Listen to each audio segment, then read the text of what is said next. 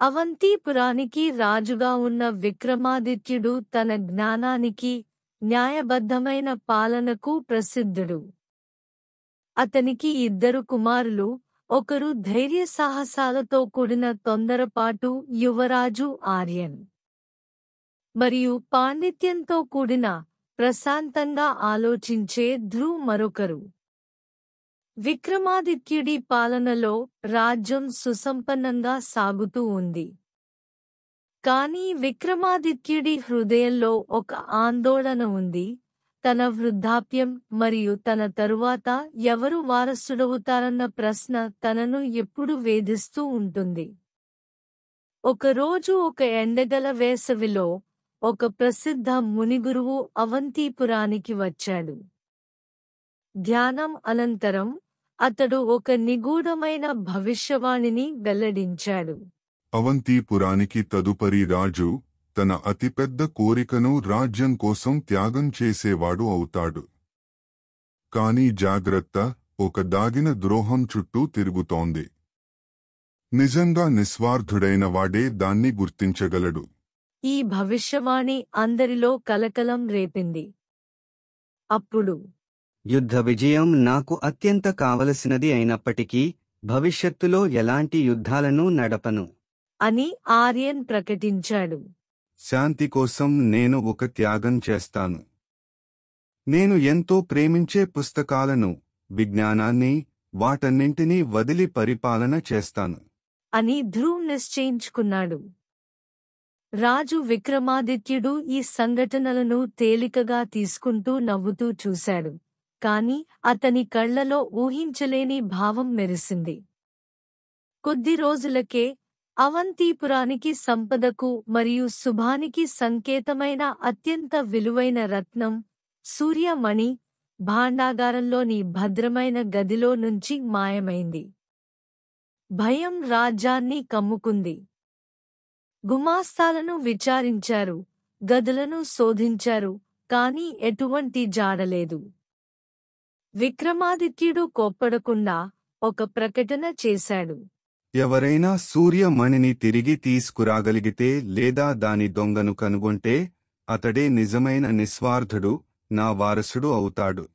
ఆర్యన్ వెంటనే పెద్ద యుద్ధశైలిలో దర్యాప్తు ప్రారంభించాడు. వాణిజ్యవేత్తలు, ప్రయాణికులు, పొరుగున ఉన్న రాజ్యాల గూఢచారులను ప్రశ్నించాడు.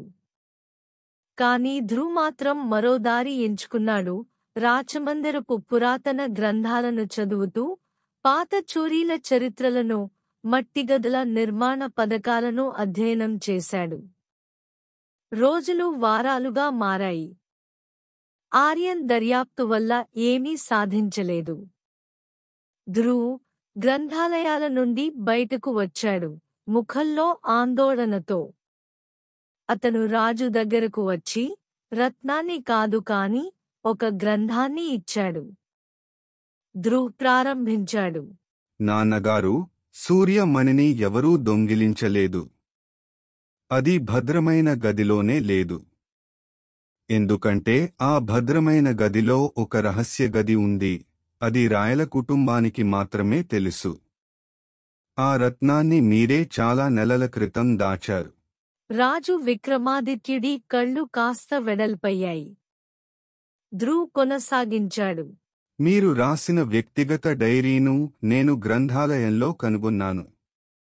అందులో మీరు రత్నాన్ని దాచి, దొంగతనం జరిగిందని అందరికీ నమ్మించే యత్నం చేసినట్లు వివరించారు, మా నిజ స్వభావాన్ని పరీక్షించడానికి. ఆశ్చర్యకరంగా సభ అంతా మౌనమైంది. ఇది మొత్తం రాజు యొక్క ప్రణాళిక? అప్పుడు ధ్రువ్ మృదువుగా అన్నాడు. కాని ఇది అంతా కాదు, నాన్నగారు, భవిష్యవాణిలో దాగిన ద్రోహం అని ఉంది. మీరు మా నమ్మకాన్ని పరీక్షించేందుకు ఇలా చేయడం కూడా ఓ చిన్న ద్రోహమే. కాని ఇంకా పెద్ద ద్రోహమొకటి ఉంది. అతను ఆర్యన్ వైపుకు తిరిగాడు. అన్నయ్యా, రత్నాన్ని వెతుకుతుంటే నేను ఇంకొక విషయం గమనించాను. అన్నయ్య సేనాధిపతి సమర్తో రహస్యంగా కూటమి చేసుకున్నాడు. రాజ్యాన్ని కాకుండా తన అధికారానికి మద్దతు ఇవ్వడానికే అతనికి భూములు, బహుమతులు ఇచ్చేలా ఒప్పందం చేసుకున్నాడు. ఆర్యన్ ముఖం మారిపోయింది. సేనాధిపతి సమర్ తన దృష్టిని తిప్పుకున్నాడు. విక్రమాదిత్యుడు తన సింహాసనం నుండి లేచి తీవ్రమైన భావంతో అన్నాడు. ధ్రువా, నీవు రత్నం రహస్యాన్ని మాత్రమే కాకుండా నీ అన్నయ్య మనసులోని అసలైన కోరికను కూడా వెలుగులోకి తెచ్చావు. ఆర్యన్, నీవు చెప్పిన త్యాగం నిజమైనదే కాదు, అది ఆంతర్యంతో కూడిన రాజకీయమైన ఆట. కాని ధ్రువ్, నీవు సత్యాన్ని ఎంచుకున్నావు. కుటుంబ సంబంధాల కన్నా రాజ్యం న్యాయం ముఖ్యమన్నావు. ఇది భవిష్యవాణిలో చెప్పిన నిజమైన నిస్వార్థతే. చివరగా విక్రమాదిత్యుడు ధ్రువును తన వారసుడిగా ప్రకటించాడు. ప్రజలు ఆశ్చర్యంతో, మరికొందరు ఊపిరి పీల్చుకుంటూ చూశారు. ఈ మలుపులు కేవలం కథే కాదు, అవి నిజమైన న్యాయం ఎలా ఉండాలో చూపించాయి. అవంతిపురం భవిష్యత్తు నిస్వార్థ, జ్ఞానవంతుడైన రాజు చేతుల్లో ఉన్నదని తెలుసుకున్నారు ప్రజలు. Please like, share and subscribe. Thank you.